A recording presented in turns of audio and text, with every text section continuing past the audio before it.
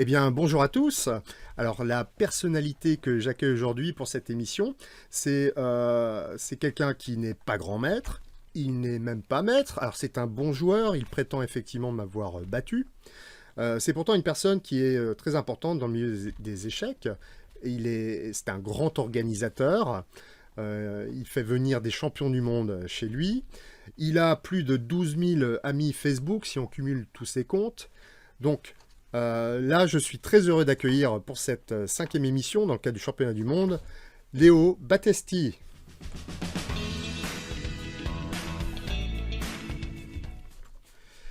Alors, salut Léo. Ah, alors attends, tu vas recommencer à dire bonjour parce que je t'ai coupé. Je t'ai coupé la parole. Ah, tu as déjà dans ton introduction, tu les as déjà fait tomber, c'est bien. Voilà. Prétendu, qu'est-ce que tu as dit? Prétendu battre. Non, je sais plus ce que j'ai dit. De toute façon, je vais oublier très vite tout ce que j'aurais dit. Alors, t'as vu, moi, je suis à Londres, hein, il y a Big Ben derrière moi. Toi, tu es où, Léo? Ah, moi, je suis à Vénaco. Écoute, mieux, c'est que je te... Regarde, tiens, je vais te montrer où je suis. J'ai ma terrasse qui est à 2 mètres. Et je te retrouve là-bas. Ok, à tout de suite.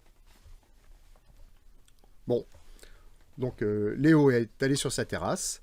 On va voir ce qui se passe maintenant. Ok, très bien. Ok, ah, je crois qu'il... Voilà. Oui, Léo, t'es de retour, oui? Je suis de retour et j'espère qu'après ce jeu, tu as vu un peu Bon, Vénaco, tu sais que Vénaco, il y a même eu un grand tournoi. Il y a même une histoire de Vénaco et les échecs. C'est la première fois depuis qu'il était tout petit que Vichy Anand jouait un Open. Il s'est retrouvé l'après-midi à la 5e ronde. Il était, je crois, à la table numéro 15 parce qu'il avait perdu une partie le matin. C'était redoutable. À Vénaco. Vichy Anand à Vénaco. Des champions du monde qui vont dans un village. Manque de culture un peu égyptienne parce que c'était connu. Ah non, je suis allé à Vénaco. Je connais le tournoi de Vénaco. J'y suis allé. J'ai joué des grands maîtres en plus. Je sens que tu vas me faire souffrir. Non, mais bon. Alors, je suis tellement content de t'avoir qu'on pourrait analyser même pas les parties de Carlsen Caruana, en fait. On pourrait analyser tes parties, celles de... Donc, j'ai bien compris que tu penses que c'est un peu trop long de regarder 2 parties. Donc, on va en regarder une seule. C'est parfait, ça me convient. De toute façon, tout me convient. Et donc, ça va être la partie 10, la 10e partie du championnat du monde, Caruana-Carlsen. Donc, petite intro et on revient.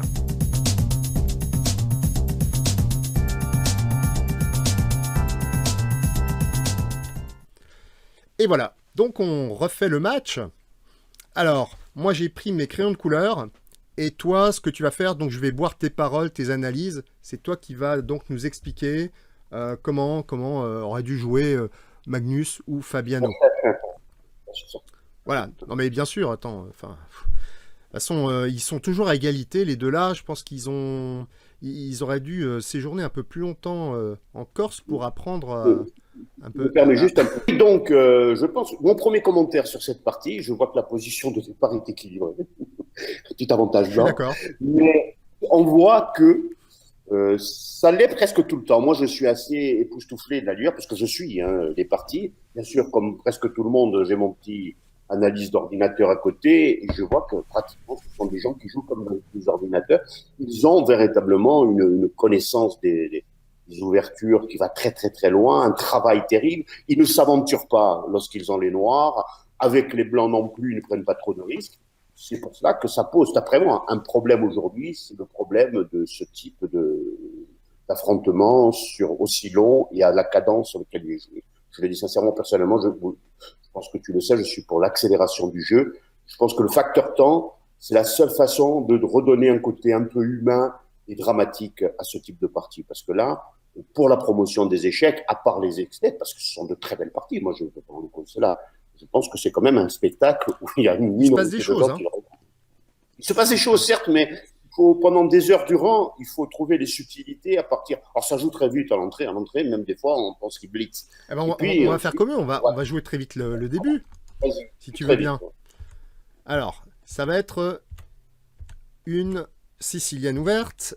et on va très vite arriver à une Sveshnikov. C'est la deuxième du match. Alors moi j'avance pour arriver à des, je pense, positions critiques, des situations où on peut discuter tous les deux. Tu me donneras, je sais que tu as analysé toute la nuit, donc tu pourras me donner quelques idées là-dessus. Ok, on est dans les grandes lignes de la Sveshnikov. Et là, on va dire Je joue une la sous-variante. Sveshnikov, d'ailleurs. Tu joues la Sveshnikov? Oui, mais bien sûr, je suis un grand spécialiste. Je me demande si c'est pas d'ailleurs avec la Sveshnikov que je t'avais battu en 10. J'essaie de me rappeler, mais j'ai pas cette mémoire. Mais pas que dans Vas-y. cette variante, je pense que tu m'as... Voilà, bon, je m'en souviens plus. Moi, j'ai ma force, c'est que je me rappelle pas de mes défaites. Ça m'empêche Non, pas non, de non, non. dormir. C'était Jean, voilà, j'avais battu Jean-Claude moi. Voilà, maintenant ça m'est revenu. Ah, d'accord. Bah, Jean-Claude, je serais content de l'accueillir aussi pour qu'il puisse Mais oui, analyser bien des sûr. parties où peut-être, je sais pas, Je me il a permets, pu avoir une position un Étienne, peu meilleure tout le monde contre toi, peut-être. tout le monde Comment? a compris que quand même copain.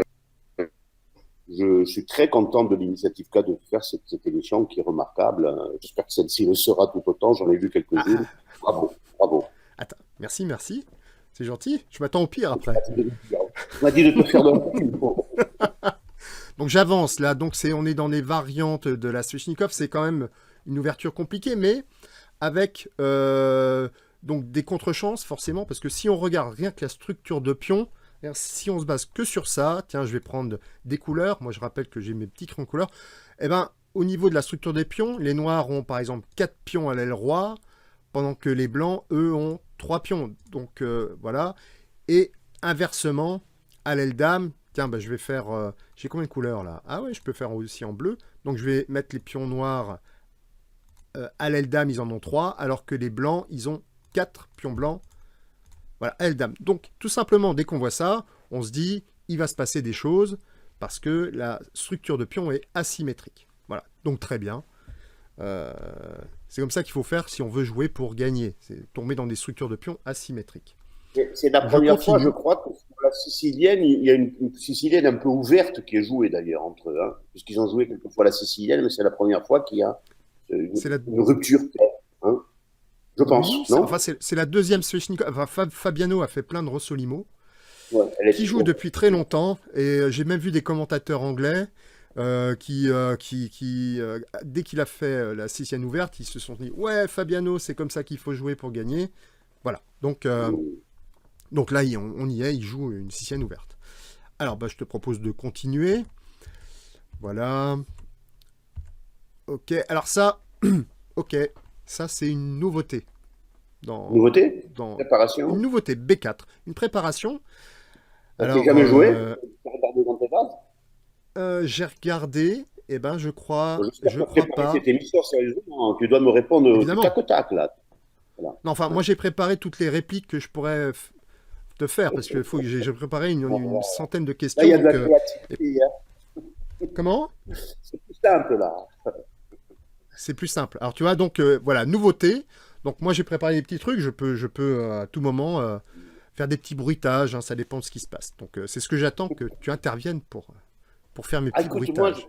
je sais que je n'ai pas la maîtrise suffisante pour proposer mon commentaire ou ma Si. contre-nouveauté, hein, je le dis tout de suite. Ah, Mais en si. tout cas, moi, je constate que j'ai l'impression, hein, selon ce que j'entends aussi, les commentaires, c'est que je suis en particulier Fabien Libisky qui fait des remarquables commentaires Oui. en direct. J'aime bien y aller. D'ailleurs, hier, de temps en temps, on chatte un peu.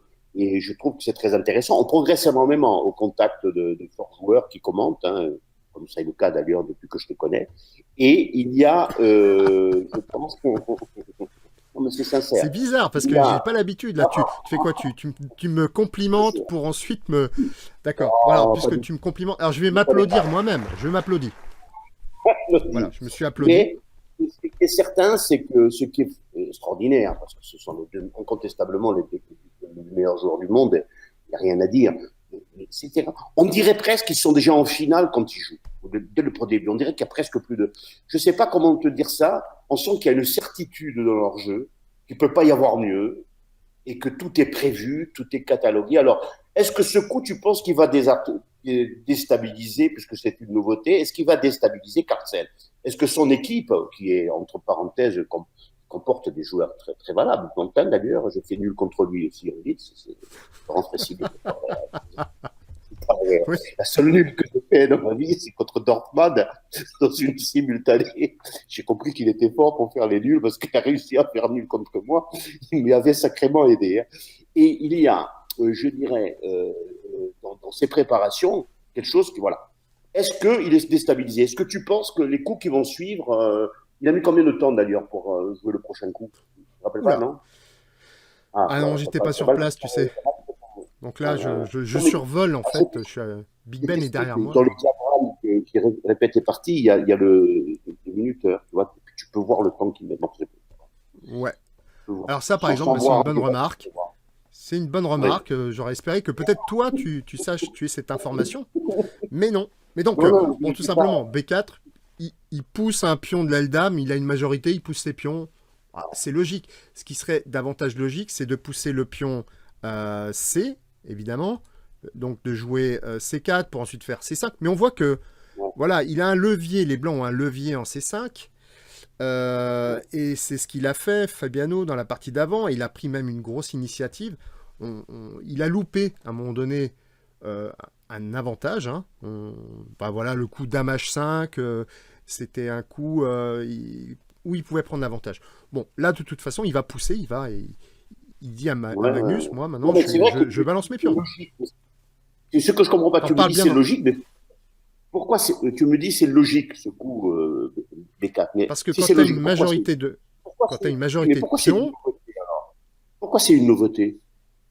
Parce qu'on alors, n'en est qu'au 12e coup là. Hein. oui, Ça, au si c'est deuxième coup de la logique, ça devrait pas être Sveshnikov. une nouveauté. Hein.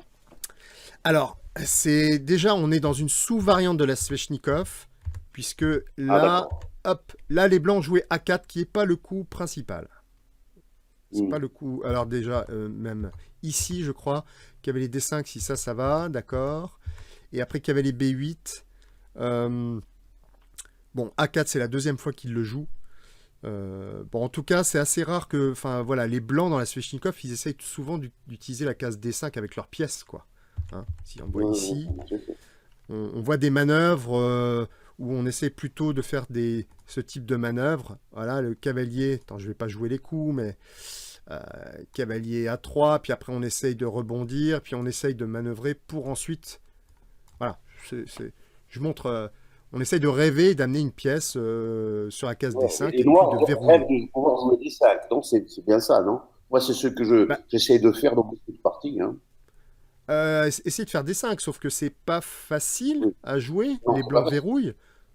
Donc Hmm. c'est plus classique d'essayer d'occuper cette case avec une pièce et d'ensuite d'avoir par exemple un bon cavalier contre un mauvais fou. Hein, si je mets en rouge là Hmm. par exemple, de laisser le fou F8 au noir, le fou de case noire, et avec les blancs, de rester avec un cavalier en D5.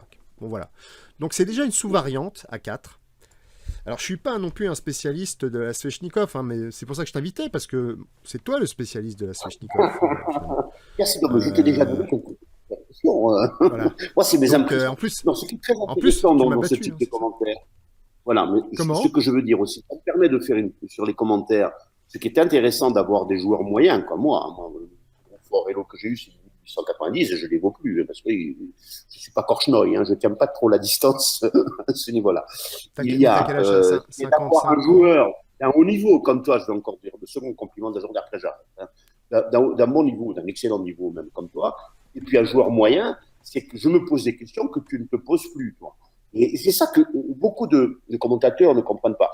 Et je rejoins ça, ma préoccupation de développer les échecs pour le plus grand nombre possible, d'avoir un public beaucoup plus large que l'effort. Parce que pour écouter certains commentaires, il faut avoir au minimum 2000 élos. D'où l'utilité d'avoir ce type de tandem, c'est-à-dire un joueur de ton niveau, je te refais un nouveau compliment, et un joueur moyen, hein, puisque moi je n'ai pas été à plus de 1000, je crois que mon plus gros classement c'est 1880. Et donc de pouvoir confronter un peu une vision un peu sommaire des choses. Je compare souvent cela à une langue. Lorsqu'on apprend une langue, lorsqu'on l'apprend très tard, on a forcément un accent. Et l'accent que j'ai, moi, au niveau des échecs, c'est celui qu'ont 99,99% des joueurs d'échecs. C'est ça qu'il faut comprendre. Et malheureusement, tout ce qui se fait, la plupart des émissions qui se font au niveau du net sur les échecs, elles sont très élitistes. Elles s'adressent à un public d'initiés, il faut avoir plus de 2000 euros. C'est ça que j'essaie de faire comprendre un peu partout. C'est pour ça que d'ailleurs, nous aussi, nous avons au niveau de la Ligue Corse, nous avons développé maintenant des commentaires où le candide qui s'appelle Boris Brunel, qui est un formateur de la Ligue, et le spécialiste, c'est Michael Masson, qui est maître international. Et on fait à peu près la même chose qu'on est en train de faire maintenant. Et je crois que c'est la voie à suivre. Je te félicite. On va être concurrents finalement à un moment donné, mais on essaiera pas de complémentaire. Non, je plaisante. Non, je suis toujours sur le registre de l'humour. Hein. Je ne verrai jamais qu'un concurrent s'appellerait Étienne Bach. Hein. Ce sera toujours un partenaire. Et on va essayer, pourquoi pas, d'imaginer des synergies. Pourquoi pas. Alors, tu vois, par exemple, tu me parles donc des deux commentateurs corses. Effectivement, sur le site la Ligue Corse des échecs, j'ai effectivement vu Michael Massoni. Après, à côté de lui, je ne le connais pas. Mais donc, cette idée de mettre effectivement... Corse. Encore plus mauvais que moi. D'accord. Je vous laisserai régler vos histoires entre vous. Donc, c'est vrai que les questions candides, c'est quelque chose qui est très important. On s'adresse à un public qui est, voilà, pourquoi pas 1300 Hello, ou pourquoi pas un public qui ne sait pas très bien jouer aux échecs. Et c'est ça qui est intéressant. Et c'est une des raisons pour laquelle, en utilisant cette interface, là, je fais pas de la publicité pour un site, hein, c'est l'interface de Chess24, l'échiquier qu'on voit. Eh bien, il y a le niveau à gauche qui montre l'évaluation de la position en temps réel. Et ça, c'est très intéressant parce que quelqu'un qui n'y connaît rien peut tout de suite voir qui a l'avantage. Voilà. On va dire que... Qui ne connaît rien, je vois qu'il y a Stéphane Escafre là, sur la photo. Ben oui. Alors, on va avoir une interview de Stéphane. Hein. C'est extraordinaire. Là, je suis très content. Avec un petit mot à la fin. Je sais que ça va être très long pour toi de supporter cette interview de 13 minutes. Elle n'est pas longue. Oh là là. Pardon 13 minutes d'interview, mais à la fin avec un petit mot gentil pour toi, Léo. Donc, tu es obligé de rester jusqu'à la fin de l'interview au moins. Ça doit être sur le registre de l'humour. Bah, tu verras, oui, il a de l'humour. Alors maintenant, il y a beaucoup de questions, il ne voulait pas répondre parce qu'il dit tant que je suis l'arbitre du championnat du monde, je ne peux pas répondre à cette question. Ah, je ne peux pas non plus répondre à cette question. Donc, il est comme... il est sérieux, hein, ça rigole pas. Mais je l'ai un peu déridé, tu verras. Donc on continue. Ouais, même moi j'y arrive, même un Alsacien peut y arriver. J'ai rien dit, non, écoute, j'ai dit oh là là. D'ailleurs, je sais pas pour cette émission, ce que j'ai ici, là, je suis rouge. Et... tu dérives. Je sais pas ce qui m'est arrivé. Je sais pas ce qui m'est arrivé ce matin. Ça fait partie du folklore. Là, on joue un jeu parce que dans la vie, quand on se rencontre, on n'est jamais sur ce registre. Voilà. Mais toi, tu es toujours parfait. Bon, ok. Toi, tu as mis ton fond de teint, etc. Même sur le crâne, je vois que ça brille pas. Alors que moi, ça brille. Alors, regarde ce que j'ai mis. Tu sais qu'est-ce que c'est, ça? Qu'est-ce que j'ai mis? C'est un petit message à notre ami Laurent Francini. C'est la tenue que nous avions lorsque l'équipe de Corsica Flash avait été 5e au championnat d'Europe. Attends, alors je te mets en gros plan. Gros plan, regarde. Gros plan. Voilà. Corsica Flash, d'accord. Corsica Flash. Et il y avait une équipe, bon, ils m'ont pas voulu. Donc, très bien, le petit message à Laurent Fraissinet. Voilà, donc on va peut-être revenir, enfin, si tu es d'accord, à l'analyse de l'analyse. Là, on n'a pas avancé. Hein, heureusement qu'on fait qu'une partie. Hein. Tu m'avais suggéré d'analyser les 10 premières parties du championnat du monde. J'ai dit non, Léo, on va en faire qu'une seule. Donc là, effectivement, on est dans une Sveshnikov. Je vais reprendre mon petit échiquier. Voilà, et je vais avancer. J'ai compris pourquoi je t'ai battu en pizza. Allez. Ouais. Ah voilà, donc là, c'est peut-être un peu le défaut de B4, c'est que B4, ça soutient finalement comment dire, le levier en C5, hein, puisque les blancs veulent faire CK C5, et ben avec A5, les noirs cassent un peu cette possibilité. Mais Fabiano a préparé. Donc ce qu'il faut comprendre, c'est que c'est pas très classique de jouer B4 comme ça tout de suite. On devrait plutôt pousser le pion qui est libre, mais Fabiano a préparé quelque chose. Ce qui montre le haut niveau de ces joueurs qui préparent, voilà, non seulement au niveau échiquier. Question de candide, tu dis que ça permet ça, mais ça permet aussi de créer un pion passé pour les blancs. Est-ce que ce n'est pas un petit avantage à long terme? Alors pour l'instant, ils n'ont pas encore un pion passé, ils ont des candidats. Le pion A4 est... Ah, je Alors, vois pas là. candidat pourquoi? Pourquoi? Parce qu'il y a chez les Noirs, bon je vais le faire en bleu, tiens, il y a un pion en B7, et tant que ce pion est là, pour Je l'instant, ne voyais pas la fin. Comme j'ai la lucarne, je crois qu'il n'y avait plus de pion là-haut. Non, ça Ah va, j'ai rien d'accord, dit. ouais, t'as rien dit? Ok. Bah moi non plus, alors on continue, mais ça sera pas coupé au montage. Donc hop, roi prend A5, Ouais, mais ma cavalier lucarne C4. sur. Donc on voit que les blancs vont jouer actif avec leurs pièces. Voilà, pouce A5, fou E3. En fait, ils vont viser la case B6. Ouais, à ce niveau, on vise la domination d'une case. On ne cherche pas à mater tout de suite, hein.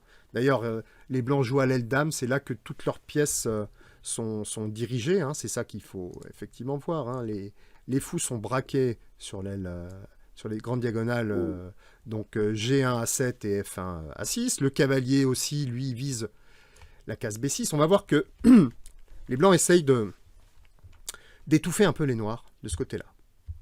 Tu me dis dès que je deviens un peu trop élitiste. Non, non, alors, Voilà. j'ai compris tout ce que tu disais. C'est très bien, bravo. Je tiens à te féliciter. À moins que ton commentaire ne soit pas d'un haut niveau. J'en sais rien, mais en tout cas, je comprends tout. Vas-y, vas-y. D'accord. Voilà. Donc là, Voilà. F4. Donc ça, c'est un coup qui a été joué rapidement par Magnus. Bon, c'est assez logique, hein. Chacun pousse les pions sur son aile. On voit qu'il y a une question de temps qui peut jouer, hein. Qui va arriver le premier? Bon, c'est surtout vrai quand on est à roc opposé. Là, c'est quelque chose... La situation de roi, c'est la première chose qu'on regarde dans une partie d'échecs. Voilà. Où sont les rois? Donc là, ils sont face à face. Bon. Ok.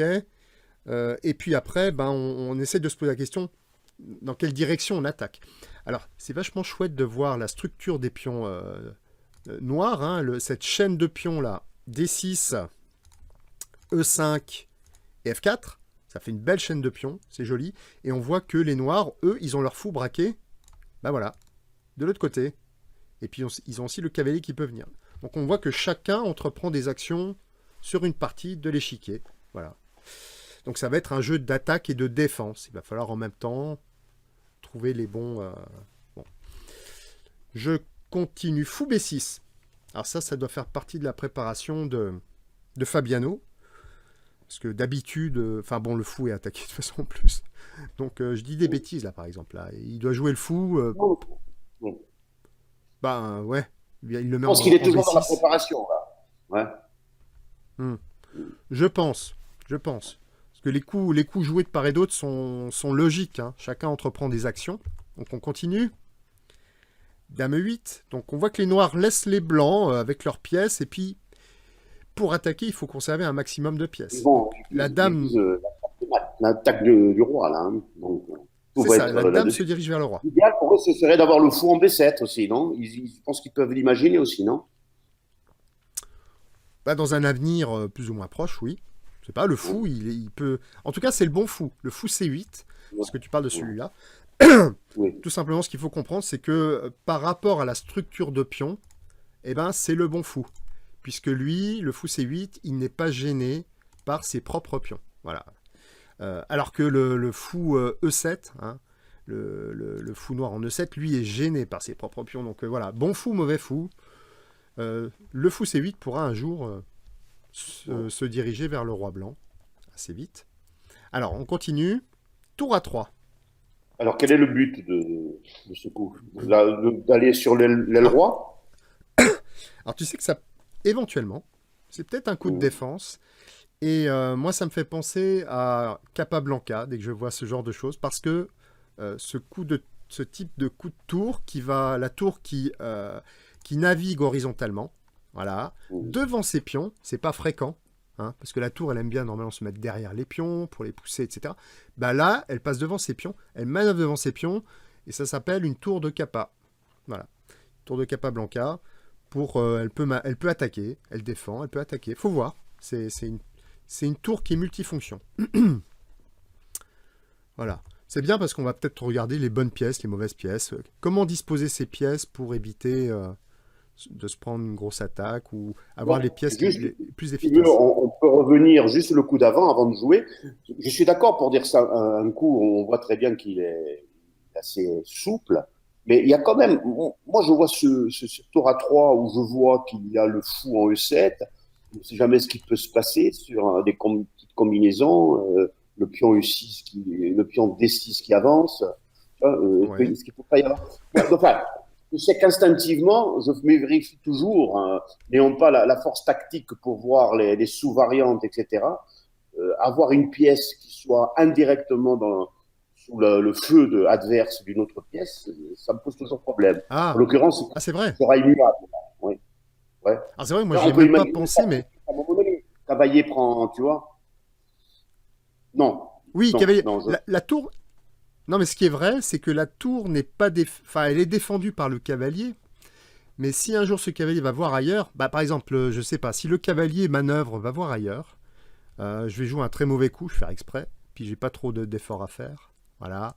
Eh bien, on voit que cette tour n'est plus défendue, et maintenant, il y a tout de suite un coup qui est gagnant pour les noirs. Tu as mis là. Tu es sur quoi là? Ah, bah attends, Mandali. comment ça, je suis sur quoi? Ah, J'ai bon. joué cavalier D2, j'ai joué un très Ah mauvais non, coup. c'est vrai que regardez, moi sur mon truc, mon autre lucarne, Mais ça marche tu plus. vois l'échiquier. Tu vois l'échiquier, Oui, Léo. non, mais je vois l'échiquier, mais j'ai deux. Je te rappelle, je suis sur Chess 24 aussi pour. Sur Chess 24, je ne vois pas ton coup cavalier. Voilà. D2, ah, c'est une sous-variante. Il faudrait peut-être que Ah, tu d'accord, cliques ok. dessus. Tu peux cliquer dessus. Léo peut jouer les coups. Hein. S'il fait semblant de ne pas pouvoir le faire, c'est que, en fait, non. Je lui ai donné la. Il a même pas Ouais, besoin de me demander poliment, ah, tiens, Étienne, tu me laisses jouer. Non, il peut jouer les coups. arrête, Et arrête, donc, Étienne. tu joues un coup qui gagne, s'il te plaît, Léo. Respecte mon hello, s'il te plaît. Tiens. Alors, tu as joué cavalier, donc la proposition, ouais, c'est pour les. Oui, bien Cavalier sûr. Hein. D2, je me dis, écoute, stratégiquement, je me dis, tiens, mon cavalier, je vais essayer de le redéployer vers 4, je sais pas, je vais jouer fou D3. Mais maintenant, la tour A3 n'est plus défendue. Et ce qui arrive au Non, blanc, c'est très grave. oui, puisqu'il a prise de fou. Ouais. Exact. Donc ici, effectivement, Ça, je le le cavalier vois quand pourrait même. prendre le fou. On le montre, hein. Je vais jusqu'au bout, parce que je vais jusqu'au bout. D'accord. Si le pion reprend, hop, la tour A3 se fait manger. Elle n'est pas défendue. Et ce qu'on appelle ici cette situation, c'est que le pion A5 est cloué. Après cavalier prend fou, le pion A5 est cloué, c'est-à-dire que s'il quitte la colonne A, t'as vu, j'ai dit la colonne A sans prendre d'accent, hein, je l'ai dit normalement, eh bien, on perd la tour A3. Qu'est-ce que c'est le Voilà. mot d'accent? J'ai pas compris. Comment? Pourquoi que ça veut dire? Voilà. Tu m'attaques sur mon accent A- corse maintenant? Hein. non, non, non, non, pas du tout. D'ailleurs, la tour A3 a 3 de jouer. Voilà. Ça te va comme c'est la petite galipette. Ah, c'est Voilà. cool. Et donc, non, non, pas du tout. Voilà. Non, je ne me permettrai pas. Mais tu peux. Donc, je reviens. Évidemment, Magnus va pas enlever son cavalier, mais t'as raison. Moi aussi, la tour A3, ça m'interpelle. C'est pas un coup qu'on jouerait comme ça, quoi. Mais c'est une tour de capa. Alors, on continue. Fou C7. Ok, il s'en prend à un point faible chez les noirs. Hein. Voilà, Ah le oui, non, pion c'est D6. le pion D6, c'est quand même la sacrée faiblesse. Hein. Bah, c'est la base de la chaîne de pions. Voilà. Tu vois, tu regardes les chaînes de pions, c'est quand même les pions, ils aiment bien comme ça être en chaîne parce qu'ils se défendent entre eux. Ouais. Bah, c'est quoi la faiblesse de tout ça? C'est la base. C'est celui qui tient Dans la toute la chaîne de top, baraque. c'est systématique d'ailleurs, ça. Hein. C'est systématique, hein, cette faiblesse. Non. Oui, oui, bah, elle va rester. Elle est bloquée en plus. Le pion ne peut pas bouger. Donc c'est une faiblesse qui est bloquée. Donc on peut mettre le paquet dessus. C'est un peu ça. Mais bon, on dit que... Alors, je vais continuer. Allez, hop, j'avance. Donc Magnus, lui, il défend quand même ce point faible. Hein. C'est très intéressant de voir comment il a placé sa dame, par exemple, et ses pièces, pour en même temps attaquer et défendre. La dame, elle attaque. C'est une pièce d'attaque très importante. C'est elle qui peut chercher à mater. Mais elle défend le pion D6. Donc on voit des coups de multifonction. Hein, voilà, la dame est bien placée. Alors, je continue. Donc là, si on regarde l'évaluation à gauche, là, le petit niveau qui dit léger avantage noir dans cette position. Ok. Donc les noirs menacés. Alors déjà, roi G1, qu'est-ce qu'on pourrait imaginer si les blancs jouent... alors, qu'est-ce qu'ils pourraient faire à part roi G1? Tu vois la menace des noirs dans cette position? Léo. La menace des Noirs, c'est l'attaque sur G2, non? Ouais, alors si c'était encore au noir de jouer, il ferait quoi? Moi, je pense qu'ils peuvent jouer F3. C'est ça, hein. Alors, sur Ouais. cette interface, je crois pas que j'ai le droit de jouer 2 coups de suite. C'est un peu dommage, mais c'est exactement ça. Enfin, est-ce que les coups nuls existent? C'est-à-dire jouer plusieurs fois, passer son tour. Si les blancs passent leur tour, pour inventer un coup. Donc oui, effectivement, je pense qu'il y a F3 qui est très, très gênant. Ouais. Ouais, même si la tour à 3 est là. Hein, non. Bah, la tour à 3, mais le fou E2 serait attaqué. Le Ouais. pion G2 serait aussi attaqué, je Ouais, rappelle, ouais, par la dame. Et ouais. finalement, il y aurait une menace de mat et il y aurait Ouais. aussi une menace de prendre le fou. Donc F3 est une grosse menace. D'où le coup que recommandent des ordinateurs, mais humainement, je pense qu'il y a... Prophylactique. Ouais, prophylactique. Ok, roi H1. Et Pardon, ah, ça, vas-y. c'est beau. Moi, voilà. Moi, ça, c'est un beau coup. Hein. Ça, c'est un coup qui Ah est bon? beau, là, pour moi. Hein. Ah, voilà. Moi, le prochain, coup que J'avoue j'avais que fait. Hein. Je me pour suis y penser, levé il et faut j'ai être fort. crié. Là, T'as parce crié? que j'ai vu la partie. Ah, ouais, ouais, ouais. Ah ok. Alors, parle bien dans ton micro, hein, parce que tiens, je vais lancer des applaudissements pendant que Mais non, tu... je suis un peu avantagé. En plus, j'ai bénéficié des commentaires d'un grand maître international. Bon, il a dit des choses que tu n'as pas dites, mais c'est pas rien. Je ne vais pas être là pour faire celui qui sait, toi qui sais pas. Tu vois, bon. Fais-toi expliquer à Fabien. Il avait vu 2 ou 3 trucs que tu as passé sous silence, mais c'est bien. Ok. Donc là, le coup suivant des noirs, il est osé, c'est vrai. C'est normalement, on dit même, quand on défend une aile, on touche pas à la structure de pion de ces côtés-là, mais comment dire, Carlsen joue B5. C'est un sacré coup, sacrée décision. Et déjà, la première chose, c'est qu'après B5, moi, le premier coup que je regarde, tiens, on peut faire... d'après toi, quel est le premier coup que je regarde? La prise en passant. Exact. Bah ouais. Hmm. Donc je regarde la prise en passant. Je Je me connais la dis, ah règle. Hein, tiens. je connais la règle. Mais tu sais qu'il y a des Vas-y. jeunes joueurs qui l'oublient, celle-là. C'est assez dingue, Oui, hein. non, je sais. Parce que ça peut être un coup parfois gagnant. Et voilà. Donc prise en passant. Et finalement ici, on pourrait s'attendre à ce que... Bon, les noirs peuvent prendre éventuellement la tour. Le cavalier reprend. Et là, il arrive un petit quelque chose. Peut-être... Je pense que les noirs ont donné un pion, quoi. Et t'as vu le pion B6, il est énorme. Qu'est-ce qui peut bien justifier ça? Qu'est-ce qui peut bien justifier ça? Fou B7. Fou B7, on bloque le pion, on attaque D5, d'accord. Il n'y aurait pas une variante encore plus percutante? Vas-y, percute. Attends, dans cette position qui est là, hein, d'accord. Dans cette Ouais. position qui est là, plus percutant.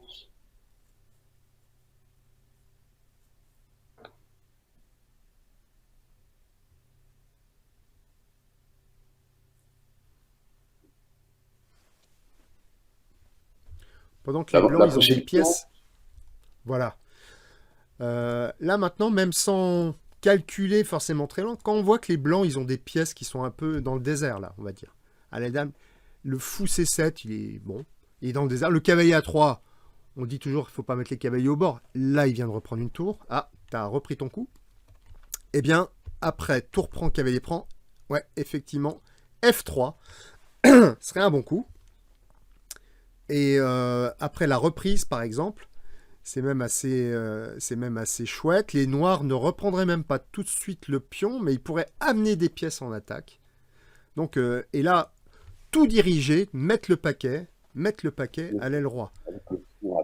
Et, et là, on voit que le sport commence pour les blancs parce que voilà, on profite du fait que les blancs se sont un peu dispersés à l'aile dame pour prendre sa chance de l'autre côté et prendre les blancs de vitesse, quoi. C'est comme si, ça fait penser un peu au rugby. Voilà, il y a une défense qui est d'un côté, et on fait passer le ballon de l'autre côté. Ça va l'allusion avec le rugby, je sais pas, elle m'est venue comme Oui, ça. non, c'est très poétique. Je trouve que tu trouves de très belles métaphores et tu montres vraiment l'étendue de ta culture. C'est très bien. Ah, c'est fantastique. Alors, fou prend B6. Alors, on revient ici. Après B5. Allez, dessin. Donc les blancs ne prennent pas en passant. Cavalier B6. Je le Ok. Donc les cavaliers prise. s'échangent, le fou reprend. Et c'est là peut-être qu'il se passe quelque chose. Et bientôt je vais pouvoir te donner la main puisque tu as étudié cette Ah, position. j'attendais, hein, parce que là, tu monopolises un peu la parole, là. Bien Vas-y, sûr. alors. Vas-y, qu'est-ce qu'il joue, là? Ah non, non, mais toi tu peux aussi y aller puisque je rappelle, tu as la main. Tu peux jouer les coups, hein. Donc Ah non, là, mais on va arriver à une position critique. On va arriver à une moi, je position jouerais fou. critique. Je jouerais fou B7. Tout de suite. Je vois pas la poussée. Est-ce que la poussée tout de suite porte ses fruits? Moi, La poussée F3, peut-être. ouais. Bon, c'est toujours possible, mais on pourrait gêner un peu on pourrait gêner, comment dire, les blancs par des coups. Alors c'est une position très pragmatique. C'est ça. Ici, on est vraiment dans des. Il faut calculer, voir cette position de façon très pragmatique. Alors pourquoi? Par exemple, il y a un coup qui peut être gênant, c'est B4 qui attaque la tour. Donc la tour a envie Ouais. de se maintenir sur la troisième rangée, mais on voit bien qu'elle peut, enfin elle peut pas, elle a beaucoup de mal. Elle pourrait aller en B3 par exemple, mais sur tour B3, qu'est-ce qui se passerait? Euh, Ouais, la tour pourrait se faire enfermer. Je crois c'est des variantes très pragmatiques, comme je disais. Après fou, Est-ce que. euh, Ouais, ah ouais, d'accord, ok. Ouais. je continue très rapidement, mais pour montrer un thème, par exemple, le Ouais. fou, il veut venir en C3 pour comment dire, consolider son Bien, pion et puis bloquer la tour sur la troisième rangée. ok, bloquer le Alors, pion. si la tour prend le pion B4, je vais jouer le coup, Mhm. hop, il y aurait fou C3, voilà, et on voit que ici, le fou, il attaque la tour et puis il attaque le pion par l'intermédiaire. Voilà, donc c'est des choses un peu pragmatiques et on pourrait éliminer le pion A5. Bon, Mhm. avec une position où maintenant les blancs ont plus d'attaque à l'aile dame et c'est peut-être les noirs qui vont passer, qui vont contrer. Donc B4 c'était pas mal, mais d'ailleurs je crois que tu avais donné une variante ici, il me semble. Après tour A4, fou F6. Ouais, bah tiens, on arrive à la même variante, sauf qu'on est passé par un 4. Ouais. Fou D7. Là, c'est pratique parce que les noirs jouent des coups, harcèlent la tour. Donc la tour, elle a vraiment du mal à trouver. Fou B2, tu vois, on attaque la tour, elle a du mal à trouver des possibilités. Et après, tour A2, une fois que la tour a quitté la troisième rangée, eh bien là, elle ne défend plus cette rangée. On peut entreprendre les opérations à base de F3. F3. Menace mat. Et si les blancs prennent, tiens, je vais te laisser attaquer, vas-y. Je vais voir Si les des coups blancs d'attaque prennent, là. Ouais. Alors, ce qui est intéressant, effectivement, parce que je verrais la nécessité de faire intervenir la tour dans le combat. alors parle, refais-le là dans le micro parce qu'on a entendu un mot sur deux. Non, Qu'est-ce que l'idée, intuitivement comme ça, je verrais le renfort de la tour F8, Oui, c'est de la faire tu l'as sortir fait. et pour la colonne H, pourquoi pas. Donc tu Tandis l'as que fait là, j'ai une transiter attaque. par où? Mais je pense que je la ferai transiter par Par quoi? tour F4, peut-être. Ah, tour F4 pour ensuite éventuellement aller sur H4 et Ouais, viser le pion H2. oui. Voilà. Alors moi, ce que je dis, je donne encore quelques cours pour mon club de Bichevillers, là, cours collectif. Je dis la chose suivante, pour trouver des coups, il faut d'abord chercher les faiblesses. Et on va voir que ça va aller tout seul. Donc là, on met son petit radar en marche, on cherche, on se dit où est-ce qu'il y a des faiblesses dans le camp des noirs, dans le camp des blancs, pardon. Et on voit qu'une des faiblesses, effectivement, c'est le pion H2.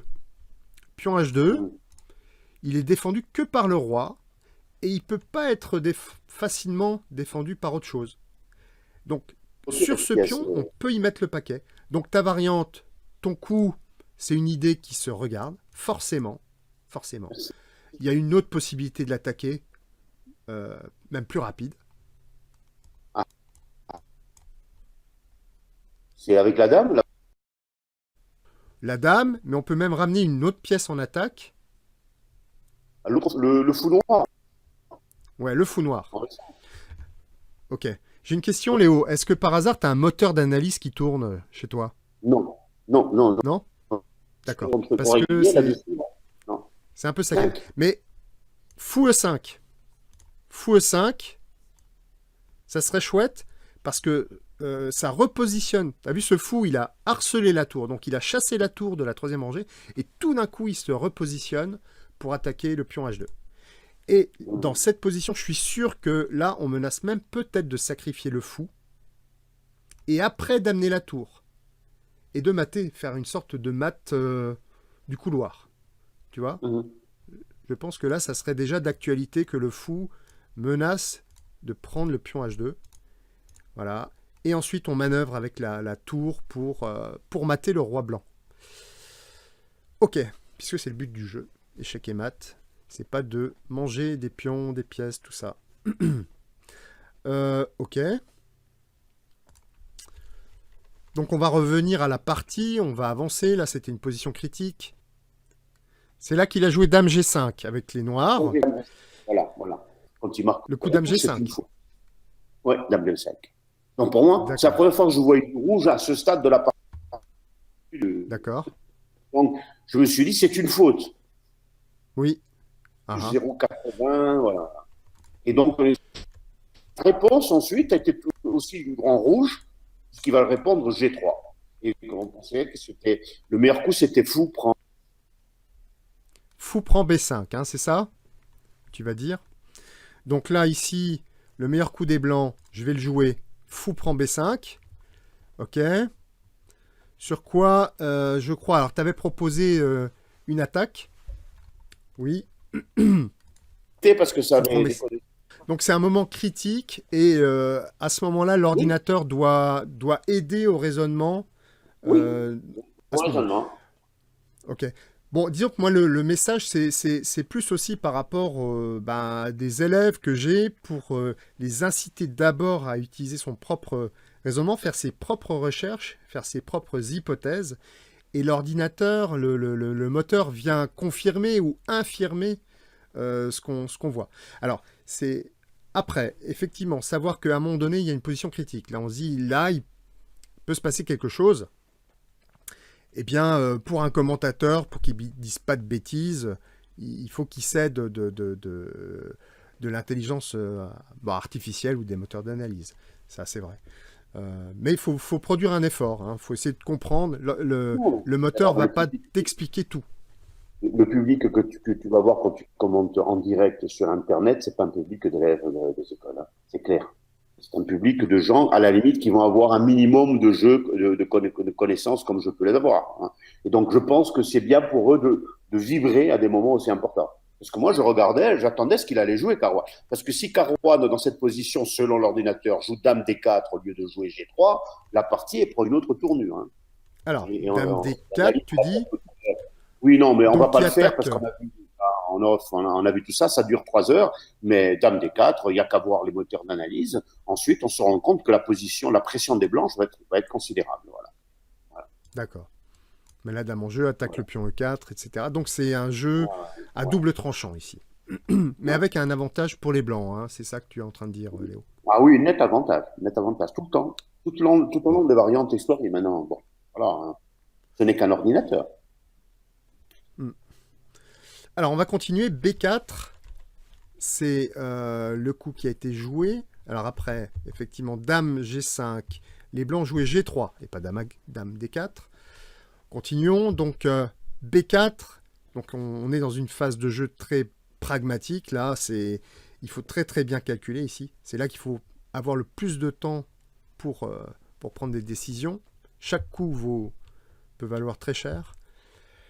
Fou H3. Donc le fou rentre tout de suite en jeu et attaque la tour F1. Voilà. Ok. La tour va jouer. Tour G1. Alors tour G1 menace d'une certaine façon la prise en F4 et la tour... ça serait drôle parce que finalement les blancs, ils menacent de prendre, ce qui casse complètement leur structure de pion, mais après ils pourraient créer une batterie sur la colonne G avec 2 tours qui attaquent sur la colonne G. Ouais. Et la tour de Kappa, dont j'avais parlé tout à l'heure, qui pourrait venir pour participer à une attaque. Ok, continuons. F3, donc là, les noirs ferment la boutique. Donc il y a des... Et en même temps, ils menacent... ils contrôlent une fois de plus la case G2. Ils menacent d'y mettre le fou. Donc ça force la réponse suivante des blancs. Fou F1. Et ici, les noirs ne sont pas mécontents d'échanger un défenseur des cases blanches. Parce que maintenant, les blancs vont devoir toujours faire très attention à des possibilités sur la case G2. Hein. On voit bien que si un jour, les noirs arrivent à mettre une dame ici, que cette case n'est pas défendue, il y aura échec et mat, le célèbre mat baiser de la mort, la dame. Voilà. Donc, continuons ici. Donc toujours des coups très bien joués de la part des noirs qui menacent d'attaquer la droite, mais qui attaquent des points faibles chez les blancs. Donc D5 est éliminé. Les blancs récupèrent le pion B4 avec la tour. Dame E6, la dame n'était pas sur une belle case, donc elle laisse d'une certaine façon la place au pion qui pourra avancer, et puis elle lorgne toujours du côté de l'aile droite. Elle a des vues là-bas, si jamais les blancs ne font pas attention, ça peut se retourner contre eux. Tour B5, donc je continue. Les noirs proposent d'échanger des pièces, voilà, pour affaiblir un peu les pions de l'aile dame. Dame 1, donc la dame blanche aussi essaye de s'activer.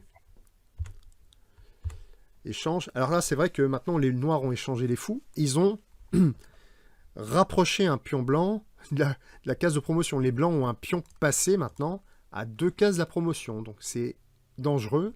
Mais ça va être intéressant de voir comment les noirs bloquent ce pion et puis mettre la pression dessus pour obliger les blancs à le défendre. Alors, on va avancer. Tour B8. Dame E3, la dame défend le pion. La dame noire vient rendre visite à l'aile dame. Elle est toujours sur des cases blanches, donc voilà, elle oblige un peu les blancs à faire attention. Tour B2, oui, elle attaquait aussi la tour B5, évidemment. Tour B2, donc la tour défend. Est-ce que les blancs, dans cette position, peuvent avoir une finale plus intéressante et l'échange de dames n'est-ce pas quelque chose qui peut être intéressant pour eux, non? Alors, à la place de tour B2, peut-être. Ouais. Jouer un coup comme dame B3, c'est ça que tu veux dire? Ouais, mais c'est vrai que ça va doubler les pions sur la colonne B, donc non, attends, je non, retire. Parce que la tour... Non, la tour peut reprendre. La tour reprend, ouais. D'un tour prend, oui, ok. Les blancs ont la tour derrière le pion. Et on dit toujours, c'est ce qu'il faut faire. Ça permet de pousser le pion. Ils ont la possibilité d'avoir des pions liés passés, hein. Enfin, dont un passé, quoi.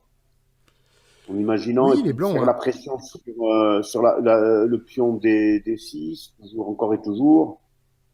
Je ne sais pas. Est-ce que ce n'est pas quelque chose qui peut... La simplification, dans ce cas-là, peut-elle accroître la possibilité ou non? Voilà. Bon, moi, je trouve que c'est un coup assez naturel.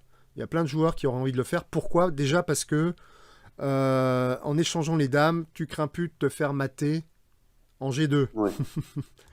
La dame, tu dis, bon, il m'arrivera plus une histoire comme ça.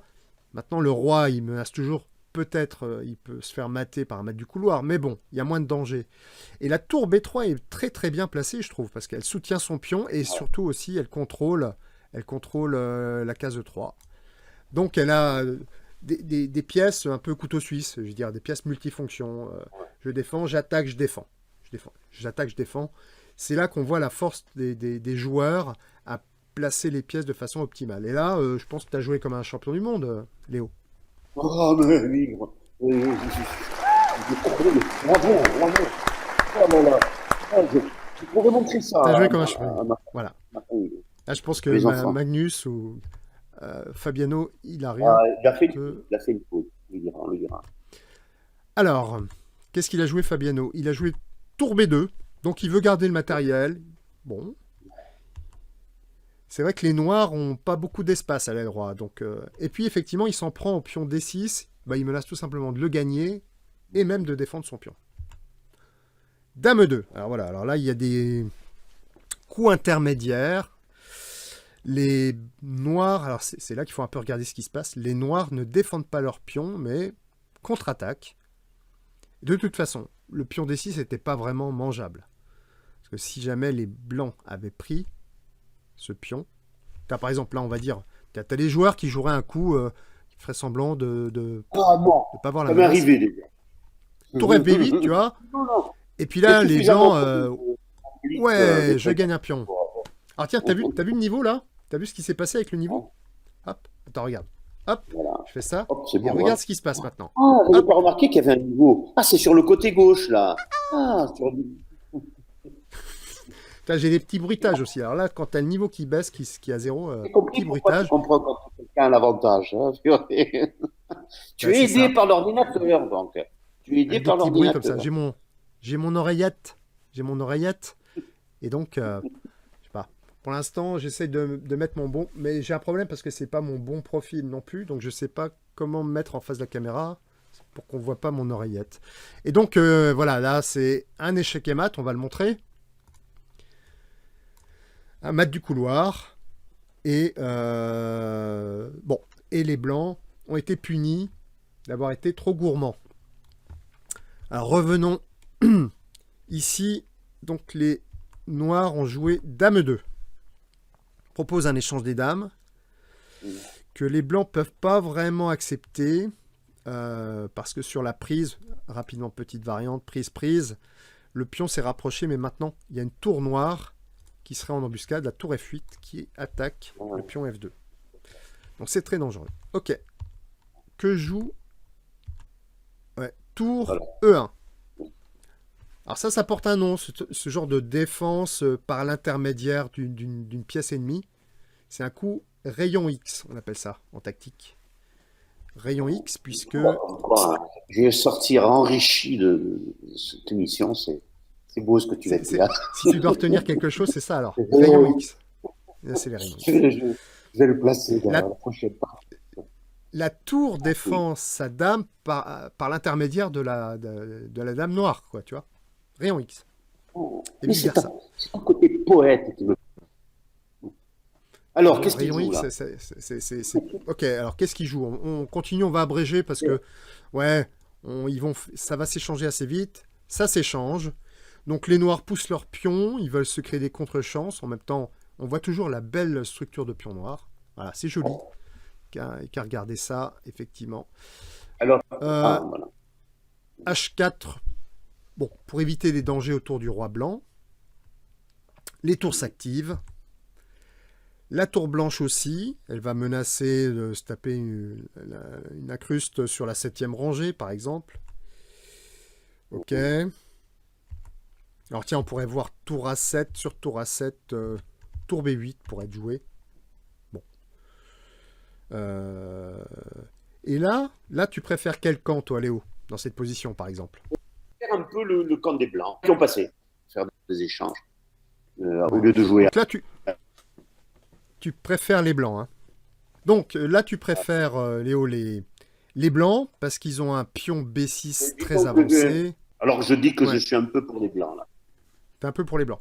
Bon, en tout cas, il faut regarder aussi le roi puisque le roi noir est quand même proche du combat aussi. Alors on continue. Hop, alors G4, c'est aussi un coup pour que le roi blanc puisse rentrer en jeu. Les blancs ne peuvent pas laisser le pion B6 comme ça, ils le défendent, évidemment. Le roi noir s'active. Éventuellement, les pions noirs menacent d'être avancés, d'où, je crois... alors, roi G3. Ok. Le roi blanc progresse. H6. H5, c'est un coup, on appelle, pour fixer la structure de pion noir. Maintenant, les pions noirs ne peuvent plus bouger. Le roi noir continue de s'activer. Roi D4. Est-ce que ce Ouais, en tout cas, roi D4, on va dire, c'est pas le premier choix des moteurs d'analyse. Hein. Ouais. Alors, pour quelle raison? Bon, roi D4, en fait, on sait pas, il va aller où? Il va aller en C3, le roi? Le roi blanc peut intervenir jusqu'en F4. Hein, et avoir plus... Oui, c'est vrai que le roi blanc pourrait aller en F4. Ok. Mais après, il y a sur roi D4, je pense que si le roi blanc va en F4, tout simplement, les noirs peuvent jouer tour F6 échec et le roi blanc doit repartir. Hein. Il a joué tour B5. Oui, il a joué tour B5, t'as raison. Voilà. Là, c'est un léger avantage blanc. Un demi-pion pour les blancs, oui. Tour A4, le roi noir est à nouveau chassé. Les tours se mettent derrière le pion, le défendent, et puis à tout moment, le pion menace d'être avancé. Voilà. C4, pour casser un peu. Il va y avoir des échanges. Des échanges. Et puis, un pion de plus. Alors, ok, on arrive dans une finale. Un pion de plus pour les blancs. Mais ce sont 3 pions contre 2 du même côté. Qu'est-ce que tu dois faire avec les noirs? Ben déjà, il faut rester avec une tour active à tout moment. Ou bloquer, essayer de bloquer le pion blanc. Bloquer le roi blanc, oui. Positionner la tour, embêter les blancs et surtout ne pas échanger les tours. Voilà. C'est ce qu'il faut. On peut raisonner aussi en se disant qu'est-ce qu'il faut surtout pas faire. Qu'est-ce qu'il faut surtout pas faire? Il faut pas échanger les tours. Voilà. Et bon, ça peut être un petit problème parce que les blancs, eux, ils peuvent proposer des échanges de tours. Mais donc, il faut fuir ces échanges, garder la tour pour à tout moment harceler le roi blanc, soit horizontalement, soit verticalement.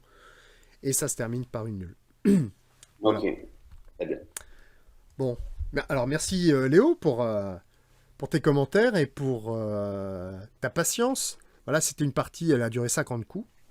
Alors, on va passer, comment dire, petite période actu. On va passer l'actu. Donc là, ce que j'ai préparé maintenant, c'est effectivement ça.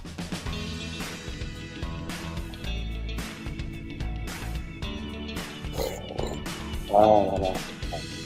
Ah, c'est ça. Que tu t'imagines, ça représente. Qu'est-ce qu'il y a, Léo? Imagine l'image déplorable. Là encore, je n'imagine même pas. C'est une provocation que tu viens de faire. Nous, notre héros, c'est Pascal Paoli. Oui. C'est devenu son ennemi. Hein.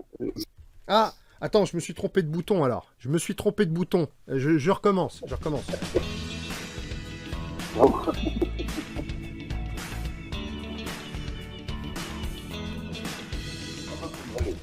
Voilà. Non, mais c'est moi, c'est mon clavier. Hein. Regarde, j'ai un clavier sans fil. À mon avis, il y a eu un problème de connexion entre le clavier et l'ordinateur. Je maîtrise pas tout. International Organizer. Ah, IO, International Organizer. Yes, you are an international organizer. You are the great organizer, Leo. One of the greatest in the chess history. You know, Kasparov came in Corsica Island. Anand came.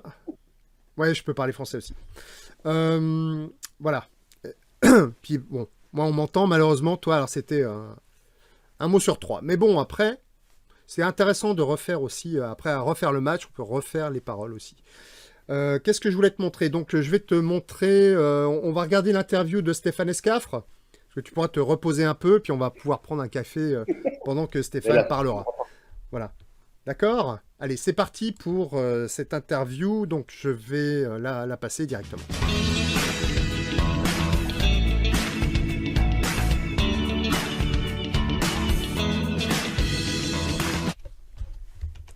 Eh bien, je suis en direct de Londres cette fois-ci avec une personne célèbre dans le milieu des arbitres et même dans le milieu des échecs tout court. Il s'agit de Stéphane Escaffre, arbitre du championnat du monde. Bonjour Stéphane. Bonjour Étienne. Comment ça se passe à Londres? Tout va très bien à Londres. C'est bien organisé puisqu'il fait beau le matin et il pleut l'après-midi. Donc ça, c'est un point positif. Sinon, tout se passe bien, des petits incidents, mais pas de grands problèmes d'arbitrage pour l'instant. D'accord. Alors, tu as anticipé ma question sur les conditions climatiques, mais en fait, tu es l'arbitre du championnat du monde. À quel moment tu as été désigné et puis comment tu l'as appris? Alors, j'ai été désigné par le président de la Fédération internationale juste après son élection. Donc, ça s'est passé pendant les Olympiades à Batumi. Donc, c'était il y a 2 mois à peine. Il y a 2 mois à peine. Alors, je disais que tu es très connu dans le milieu des arbitres. Depuis quand tu es arbitre international, Stéphane? Alors, arbitre international depuis 2002, donc c'est vrai que ça fait quand même quelques temps. Et Ok. depuis cette année, je peux même former des arbitres internationaux. Ok. Donc tu sais tout faire. Tu es arbitre, formateur. C'est chouette. Alors tiens, je vais changer de plan peut-être. Je vais mettre... Mm. voilà, on va voir un petit peu plus de photos de toi.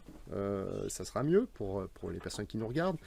Est-ce que tu peux nous parler éventuellement d'une journée type d'un arbitre au championnat du monde?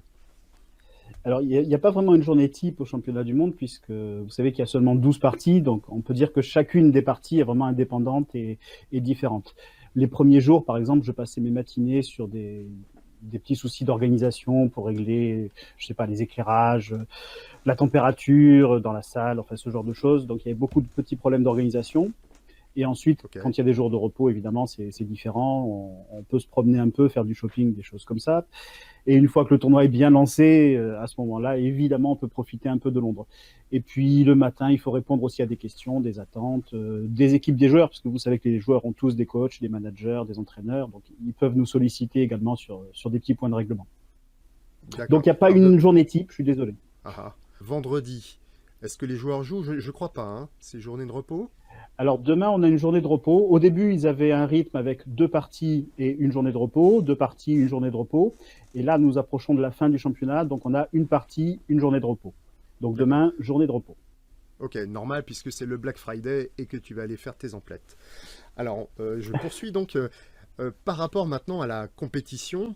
Est-ce que tu as eu des demandes particulières à gérer depuis le début? Bien sûr, nous avons eu Ah, beaucoup de demandes particulières dont je ne peux absolument pas parler. oh, ok, super. Ouais. Bon, je continue. Il Alors, faudra me reposer la question après le championnat. Pendant le championnat du monde, j'ai quand même un devoir de réserve. ok, je comprends ça. Alors, devoir de réserve. Alors, ce qu'on va faire, on va te montrer des images ou même une vidéo, tiens, du, du début de la première ronde, quand l'acteur anglais Woody Harrelson a joué le coup de Fabiano. Alors, c'est parti pour voir cette vidéo. De toute façon, ça sera quand même intéressant. Et j'espère que peut-être on peut essayer de rester Oui, au donc ralenti. on voit l'acteur qui, effectivement, jamais on voit c'est qu'il toujours fait tomber saccadé, le roi, parce donc que ce qui est un je signe trouve ça dommage d'abandon que chez les par amateurs, rapport à ce que j'ai préparé, qui n'est pas du tout utilisé ce d'ailleurs soit par les professionnels, hein, commenté. ça tu le sais, Étienne. Uh-huh. Alors, il l'a fait intentionnellement, hein, on lui a posé la question après, il a voulu faire une blague. On voit que les joueurs le prennent bien, ils sont en train de sourire tous les deux. À côté de moi, vous voyez le président de la Fédération internationale qui sourit également. Oui. Par contre, il s'est trompé, et là, il n'a pas fait exprès, sur le premier coup que devait jouer Carvana. Ah oui, Donc, il a mis un mauvais coup sur l'échiquier. Donc, je les ai autorisés à reprendre, bien sûr. Carvana m'a d'accord. demandé s'il pouvait jouer autre chose.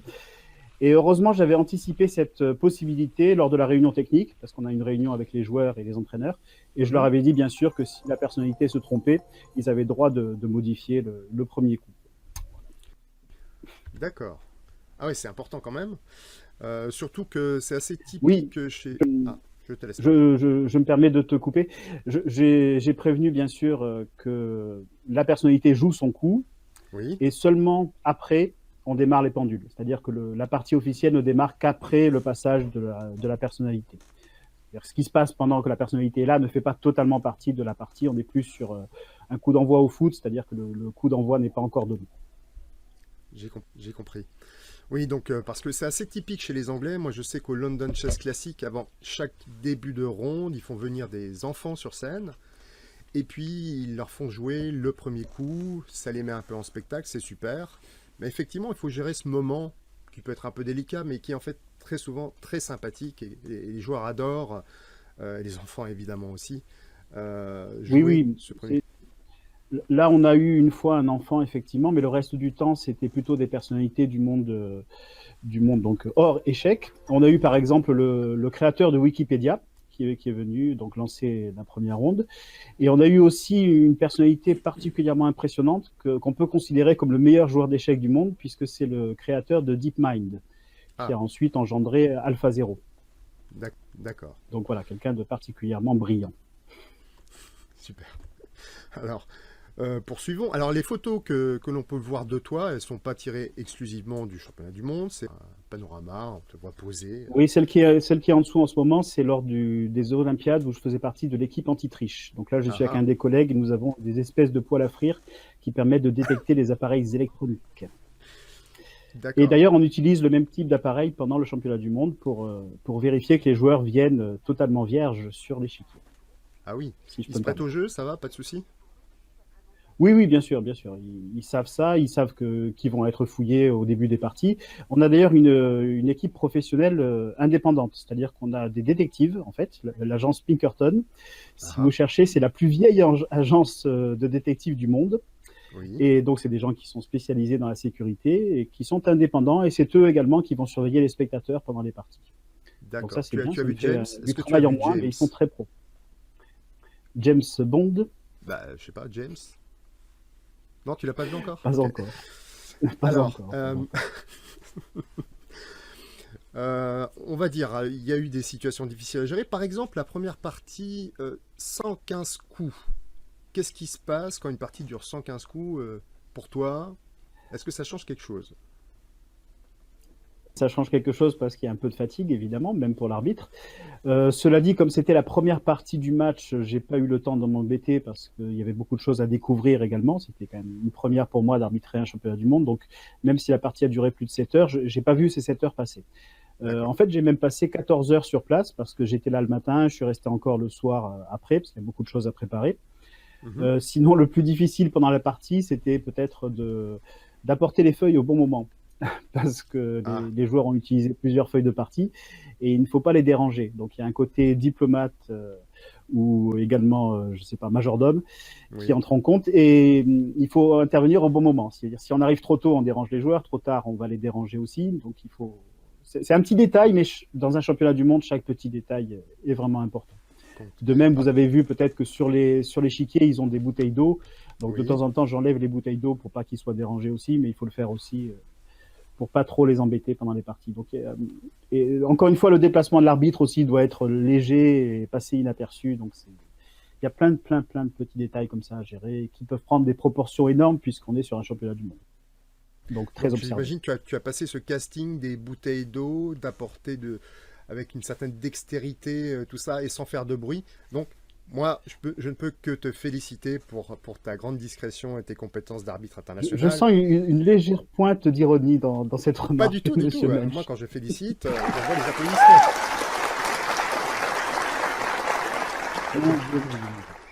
Alors, on va revenir au sport, à la tension, au jeu. Oui. Pour l'instant, les deux joueurs sont à égalité. Donc, vous voyez, par exemple, ici, à gauche, le compte World Chess, donc qui retrace un peu le déroulé du championnat, qui dit, voilà, 9 parties nulles consécutives, mais des parties de combat, des parties très dures. Alors maintenant, si ça continue et qu'on arrive après 12 parties, toujours à un score nul, qu'est-ce qui se passe, monsieur l'arbitre? Je ne voudrais pas trop en parler parce que ça risque de nous porter malheur. Parce que, honnêtement, en tant qu'arbitre, j'espère qu'il ne va pas y avoir de départage. Parce qu'à ce moment-là, on passe. Bon, allez, je vais quand même répondre à ta question. On passe à des parties rapides. Oui. Ouais. On passe à des parties rapides. Parce que quand tu dis que tu ne veux pas en parler, je fais autre chose. je fais autre chose. Mon Dieu. J'espère que mes parents ne vont pas regarder cette interview. Donc, on passera à des parties rapides. 25 minutes plus 10 secondes par coup pour chaque joueur. Donc, ça fait des parties d'1 heure à peu près. Donc, évidemment, des parties plus tendues. Donc, plus d'incidents, des pièces qui peuvent tomber, des coups illégaux. Donc, à ce moment-là, beaucoup plus d'intervention de l'arbitre. En plus, il faut que nous soyons à côté, donc avec mon adjointe, pour noter les coups et pour être prêt à intervenir. Tu nous as pas encore parlé de ton adjointe. Ah, mon adjointe est formidable. C'est une joueuse à la base, une grand maître féminine qui s'appelle Nana Alexandria, qui donc vient de Géorgie. On voit d'ailleurs des photos de Géorgie juste en dessous en ce moment. Et Nana Alexandria a été finaliste du championnat du monde féminin. Elle a même fait match nul, 8-8 contre Maya Chibodanidze. Elle a été capitaine des Olympiades quand la Géorgie a remporté le titre. Donc c'est quelqu'un qui connaît très bien le haut niveau. et les compétitions de haut niveau. Donc c'est quelqu'un d'intéressant parce qu'elle connaît bien la psychologie des joueurs, la tension qu'il peut y avoir dans ces compétitions. Et c'est aussi une arbitre internationale de très bon niveau. J'avais déjà arbitré avec elle des championnats du monde féminins de partie rapide et les championnats du monde de blitz également. Ok, donc c'est bien, vous êtes une équipe qui fonctionnait très bien, qui est prêt à toute éventualité. J'ai bien compris que une situation de match nul, c'était... Ah, bah, super le mug. Je fais du placement de produits. Ça, Oui. c'est le mug du championnat du monde, voilà, avec le logo du championnat du monde. D'accord. Alors tu peux m'en Vente acheter à la un, boutique mais demain, officielle. pendant le Black Friday, s'il te plaît. Où ils vont faire une promotion, je crois que 90% moins cher. Alors, bah écoute, c'est très bien. Tout se passe bien pour l'instant. Toi, tu remplis complètement ton rôle. Tu es à l'aise. Derrière toi, on voit un bel écran aussi avec Magnus à gauche et Oui. Fabiano à droite. Et tu remarqueras que j'essaie de me positionner bien au centre pour ne pas prendre parti pour un camp ou pour l'autre. Ça, c'est aussi très délicat quand on est arbitre. Il Oui. faut faire attention parce que le moindre geste est interprété. Et si jamais je me rapproche d'un côté ou de l'autre, il peut y avoir des D'accord. réclamations. Or, on Ah. n'est pas dans les tensions qu'il y a pu avoir sur un match Fischer-Spassky, par exemple. Mais il y a quand même des petites tensions, donc il faut faire attention. Très bien. Ouais, tu as entièrement raison. Mais il y a un titre en jeu, hein. Il y a un enjeu très important. Tout le monde attendait ce match. Donc, encore une fois, franchement, félicitations pour avoir été désigné comme arbitre principal du championnat du monde, que tout le monde attend. Je te souhaite une très bonne suite, tout ce qui est le meilleur pour les jours à venir, et puis le dénouement en fait, de cet événement phare dans le monde des échecs. Juste avant de te laisser à tes obligations, tu es très pris et donc j'en profite pour te remercier de consacrer un peu de temps pour nous. Est-ce que tu as un petit message? Alors, un petit message à Léo Battesti, puisqu'il va être l'invité de l'émission dans laquelle on va montrer cette interview, Stéphane. Alors, Léo Battesti est un ami, je peux le dire. C'est aussi un des plus grands organisateurs du monde, puisqu'il est capable de faire venir des gens comme Garry Kasparov et en même temps d'organiser un tournoi scolaire avec des milliers d'enfants, plus de 2000 enfants en même temps. Et Léo Battesti, je voudrais le saluer parce que c'est grâce à lui que j'ai pu arbitrer Magnus Carlsen pour la première fois, puisqu'il avait organisé un match des espoirs avec Radjabov, je crois, à l'époque. Et Magnus avait joué alors qu'il était encore très jeune, et donc... Léo Battesti avait eu du flair, donc je le remercie. Il m'a donné l'occasion d'arbitrer le champion du monde bien avant qu'il ne devienne champion du monde. Merci Léo et à très bientôt. Eh bien voilà. Alors, Léo, hop, on va voir si...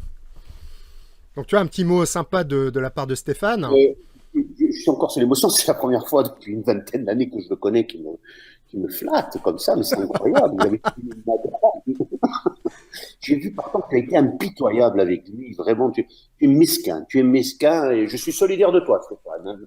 Là, je trouve que tu n'as pas le respect par rapport aux efforts monumentaux que demande ce travail. C'est à cause de ça Non mais bon, je vais augmenter mes petits bruitages. Pour l'instant, j'en ai que 2. Je peux applaudir ou faire oh, mais bientôt j'en aurai d'autres. Stéphane n'a pas évoqué les pires moments de l'arbitrage, ces pauses repas, les restaurants. Je trouve que vraiment, bravo Stéphane, tu as toute ma considération et mon estime, tu le sais très bien. Continue, vas-y. Oui, bon. Donc, écoute Léo, on va maintenant poursuivre justement ta rubrique Actu, on va parler des échecs en Corse. Donc, je me suis dirigé tout de suite sur le site de la Ligue, effectivement, puisqu'il y a les parties sont commentées par Michael Massoni, et puis un autre commentateur de la Ligue, un autre animateur. Le russo-corse. Russo-corse. Ah oui, il est moitié russe et moitié corse. Donc là, le site de la Ligue, on peut voir que c'est très très dynamique. Hein. Il y a 400 personnes à l'inauguration. Je crois que, par exemple, tu m'avais proposé, si on regarde le site, alors celui-là, c'est encore le site Facebook de la Ligue. On voit plein de jeunes qui jouent. Alors là, j'ai plein de messages. Tout le monde m'écrit en même temps. C'est super. Voilà. J'ai mis des photos. C'est pour montrer toutes les rencontres qu'il y a. Tiens, bah, je crois que c'est lui qui commente. Hein. Oui, Si je tout à clique fait. ici, c'est lui. Hein. Ouais. Ok. Donc, toute l'activité, ça doit être pendant le Corsican Circuit, il me semble. Oui, et le trophée BNP Paribas des jeunes, il y en a deux, un à Bastia et à Ajaccio, qui sont dotés de 30 000 euros de prix en nature, grâce au partenariat de BNP. Et on a vraiment, on a eu sur les deux tournois pratiquement 400 jeunes, ce qui est considérable. Hein. C'était les parties toute la journée, c'était une grosse réussite. C'est pendant le Corsican Circuit. En fait, c'est notre philosophie. Hein. On joue au développement de masse, et plus on a de masse, plus on a l'élite est haute, et plus l'élite est haute, et plus nous faisons de compétitions qui accompagnent l'ensemble du développement. Tiens, bah, tu peux commenter aussi Oui, non, là, là c'est ce le que... tournoi, ça n'a pas été là. Cette année, d'ailleurs, je pense qu'on sera pas loin de 4000 joueurs, hein, uniquement des enfants qui bénéficient d'une heure dans le temps scolaire sur la route corse qui viennent. Et on a vraiment, c'est le grand moment, puisqu'on a besoin de 80 arbitres, on a besoin il y a une cinquantaine de cars qui s'occupent des navettes, beaucoup viennent du rural, hein, s'organisent. C'est un grand événement parce qu'il faut savoir qu'ensuite, lorsqu'ils ont des coupes, on a des coupes par catégorie, de classe, etc., dans tous les villages, les petites villes viennent, il y a des petites fêtes qui sont organisées, etc. Donc, l'impact des échecs se mesure à travers cette capacité de l'enseigner à des milliers. On a formé, depuis que la Ligue a été créée, on a formé 45 000 jeunes sur une population, je le rappelle, de 320 000 habitants. C'est un peu comme si sur l'ensemble de la France, il y avait 11 millions de personnes qui avaient été formées aux échecs. Voilà, je laisse faire le parallèle. La règle de 3. Ouais. Donc, c'est cette vidéo qui est en tête donc de ton compte où tu as plus de 6500 personnes qui t'aiment. Ça fait quel effet d'être aimé par tant de personnes? Je fais partie de celles qui m'aiment, s'il te plaît. Oui. Ça me fait, non, ça me fait vraiment plaisir. Il est sûr que j'ai deux catégories. J'essaye, ma page publique, je crois que c'est la page publique, celle-ci, je l'oriente plus vers les échecs. D'ailleurs, on voit Okay. là, j'ai repris un article, par exemple, sur un site qui s'appelle Corsnet Info, qui est un pure player Corse. Et on est donc là-dessus. Et puis l'autre, personnelle, elle est un peu mélange, il y a des échecs, mais aussi un peu des considérations sur la société corse, sur la politique, etc. Voilà. J'essaie de séparer un peu les deux. Et bon, celle de mon compte personnel, c'est à 5000, hein, un compte personnel, donc j'avais dû créer celui-ci. Mais je préfère le compte personnel parce qu'il est plus interactif, hein, parce qu'on peut réagir plus facilement et on peut, voilà. Bien sûr. Mais je suis limité. J'espère que je t'ai fait une petite place. Hein, j'espère, si jamais quelqu'un se sacrifiera, parce que je pourrais avoir mon ami sur un. En tout cas, voilà, si on cumule tous tes amis, t'es à 11-12 000. Hein, là. Bon, enfin, c'est faramineux. Voilà, donc le site de la Ligue Corse. Donc, qu'est-ce que j'avais encore après? Ce qui est très intéressant, on a aussi, par exemple, j'ai créé un groupe qui s'appelle Suivre l'actualité échiquienne Corse. Et c'est énorme parce que c'est un groupe, il y a plus de 3500 personnes. Et c'est fou parce que quand on fait des directs, on multiplie par 2, par 3 tout de suite. Donc, c'est un conseil que je donne. Hein. L'utilisation de Facebook est quand même décisive par rapport à l'implication. Je sais que tu le fais. Hein. Et je le ferai d'ailleurs, je relayerai cette remarquable interview sur Facebook, hein, en espérant que tu me fasses un montage qui ne soit pas à mes défaveurs, si tu commences à me le faire descendre. Non, de censure. Je sais pas comment je vais monter, je vais pédaler le plus vite possible pour monter ça, mais bon, en tout cas, oui, effectivement, les directs. Et vous en avez fait un, je crois, un direct pendant le Corsican Circuit. Je suis tombé dessus en allant sur mon Facebook. On a un gros problème, on avait un gros problème, c'est qu'on est un peu en retard au niveau de la Corse par rapport à Internet. Là maintenant, la fibre se développe. On vient d'avoir la fibre au club de Bastia l'autre jour. Donc, on va utiliser, parce qu'on le veuille ou non, il faut une connexion confortable pour faire des directs. Et l'ADSL, souvent, c'est assez poussif. Donc, désormais, on a une équipe en place, on va bien développer ça. On va le développer avec cette philosophie de la Ligue. Tu m'entends pas? Alors, tu vends aussi tu vends des appartements, tu fais des locations d'été aussi Ah non, ça c'est ma maison, c'est une maison de village, oui. D'accord. Une maison de village, je veux dire, pour sauver cette maison qui autrement partait en ruine, donc j'ai tenu à, je peux pas y habiter, et donc on a fait des travaux, voilà. D'ailleurs, c'est très intéressant, d'ailleurs, le combat de la ruralité en Corse, dans lequel on participe, parce que nous avons, bien, ce n'est pas propre à la Corse, mais en nous, c'est qu'on on a 360 villages en Corse. Hein. Il est certain qu'il y a des villages désormais qui ont plus d'électeurs que d'habitants, de conseillers municipaux que d'habitants. Hein. Il y a une déperdition et on essaye d'être présent dans le rural au niveau des échelles. Super. Parce que quand on est dans le rural, grosso modo, on a 17 formateurs qui interviennent en Corse, une vingtaine même si on ajoute 3 vacataires, ce sont des salariés de la Ligue. Lorsqu'ils interviennent dans les écoles, lorsqu'elles sont dans les régions urbaines, ils couvrent environ chacun 5 à 600 enfants dans le temps scolaire.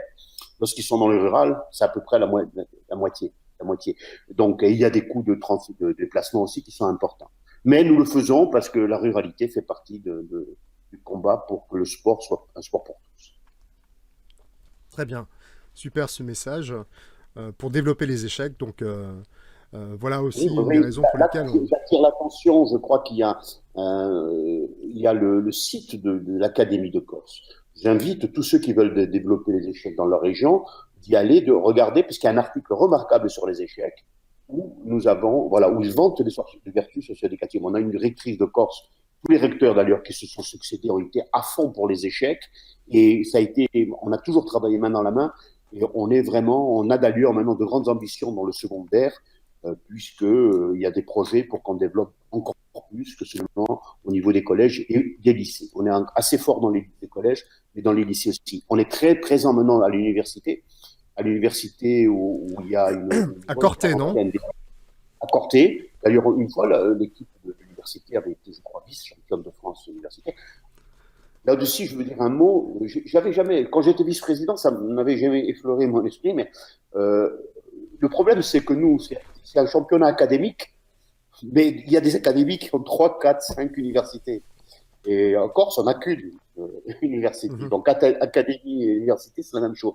Moi, je préférais que le championnat de France soit un championnat de France des universités. Parce que c'est un peu comme si on faisait un championnat de France des clubs où il n'y aurait que des ligues. C'est un peu un problème. Voilà. Et si c'était un championnat de France des universités, je pense que, déjà, nous avons été 4e, je crois, l'an dernier. Nous avons été une fois second, mais je pense que en étant une seule université, on aurait un résultat encore plus important. Mais enfin, c'est du parti pris, peut-être.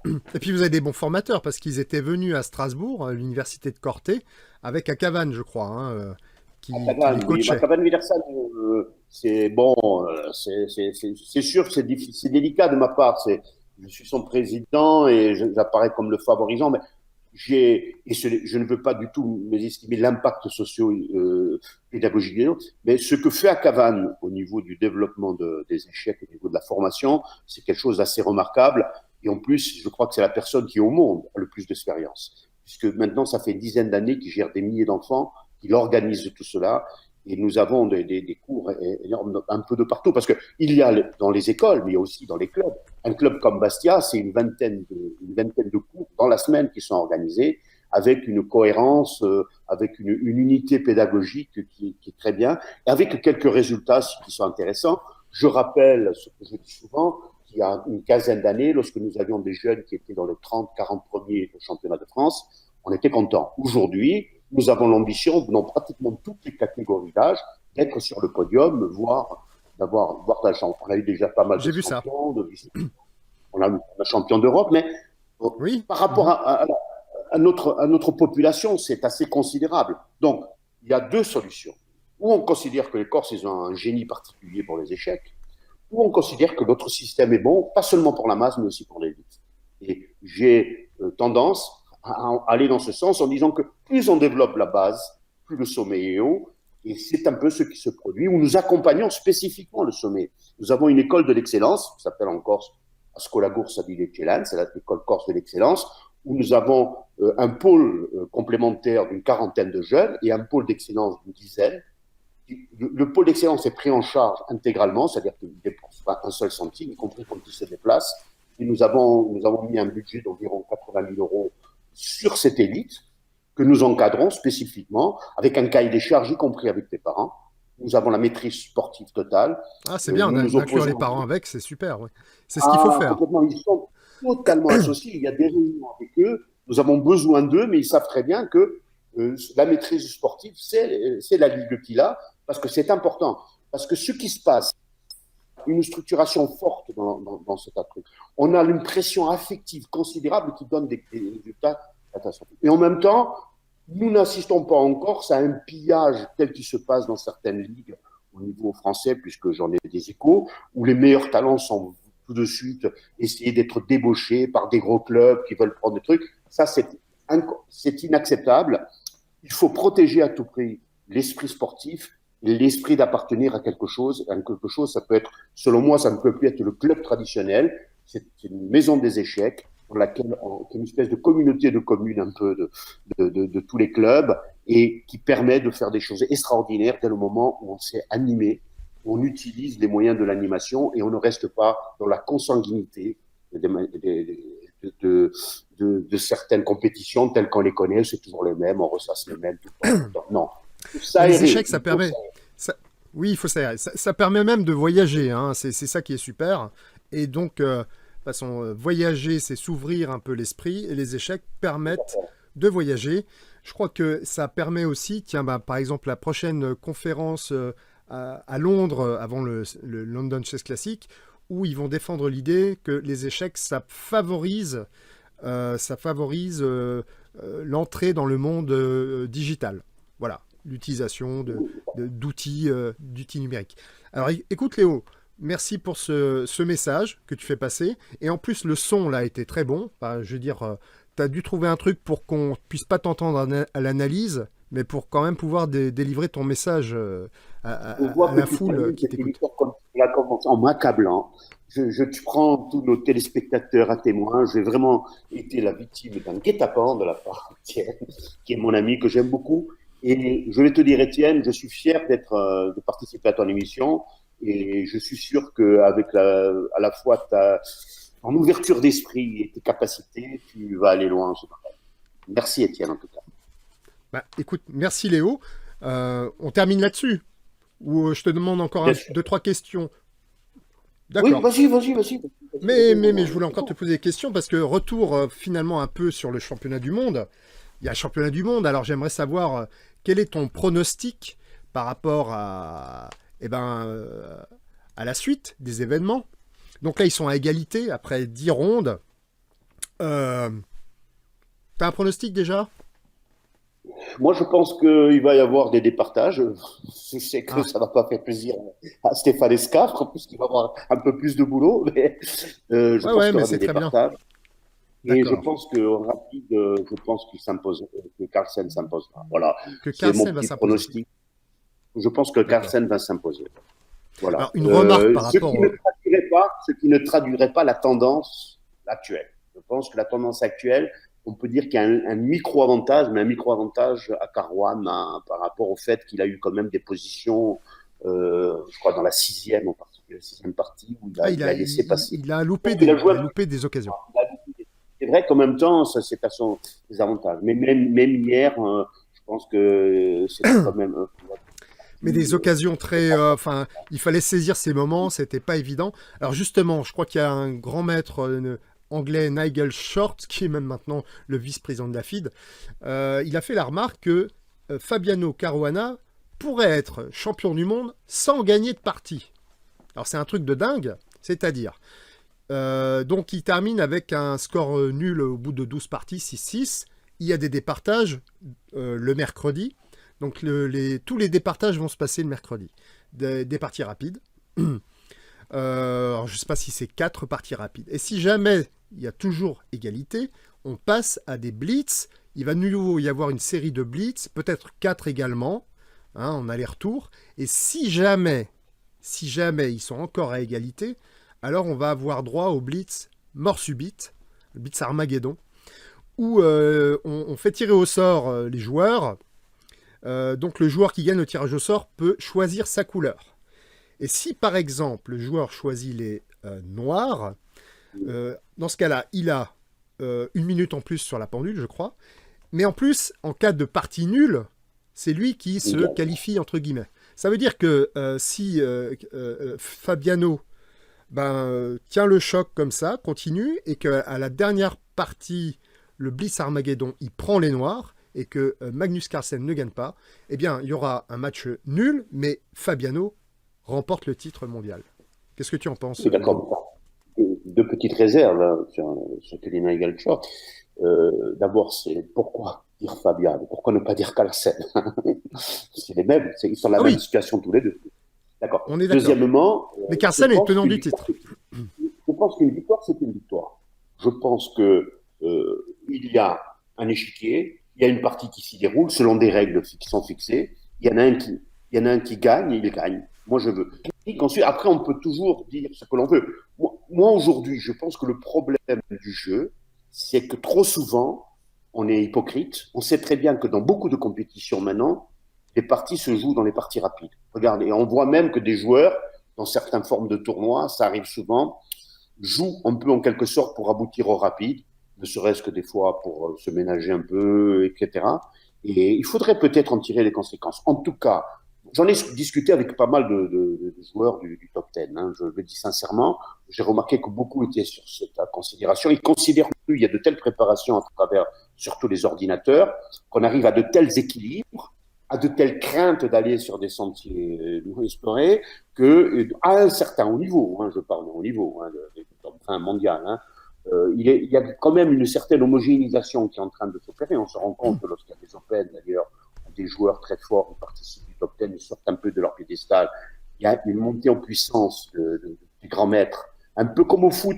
Je prends l'exemple du foot. Avant, il y avait des équipes qui dominaient le football mondial, qui mettaient des 6-0, des 10-0. Maintenant, c'est terminé. Toutes les équipes commencent à être bonnes physiquement, tactiquement. Les échecs, c'est la même chose. Il y a un nivellement avec le talent.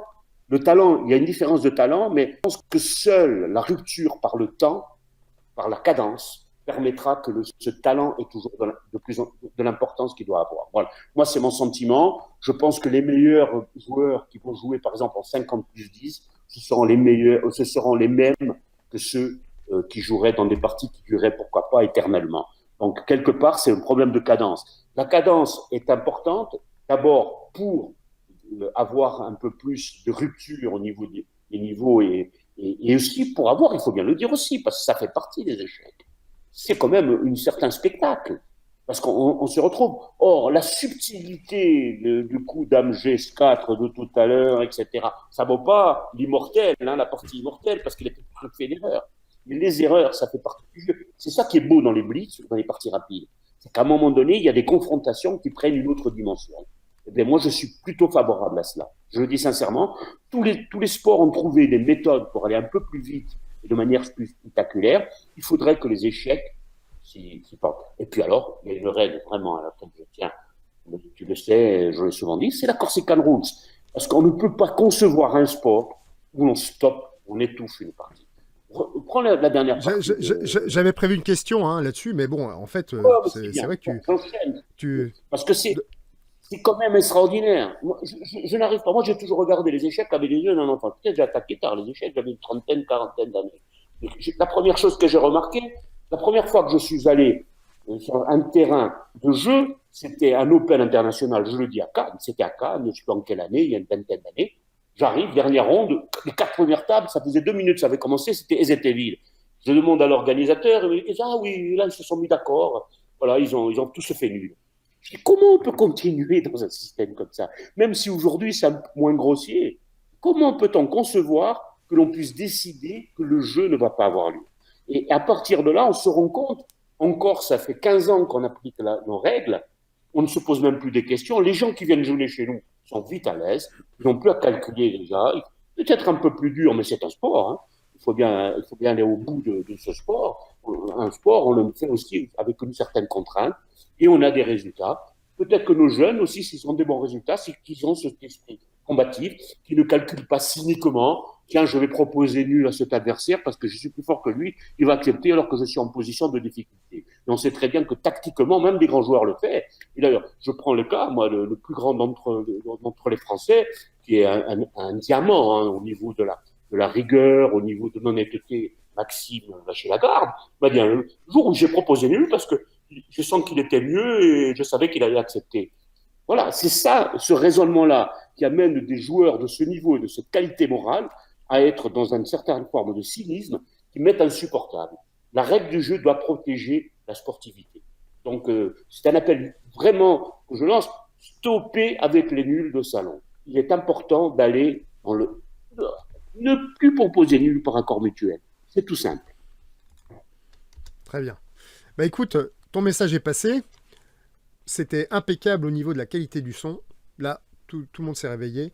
Et je te remercie encore d'avoir passé du temps avec moi pour une émission que je vais essayer de mettre le plus rapidement en ligne. En tout cas, merci Léo. Je suis très content d'avoir Merci à toi. pu faire ça avec toi. Je t'ai rendu hommage tout à l'heure, mais moi, j'ai apprécié. À bientôt. À bientôt.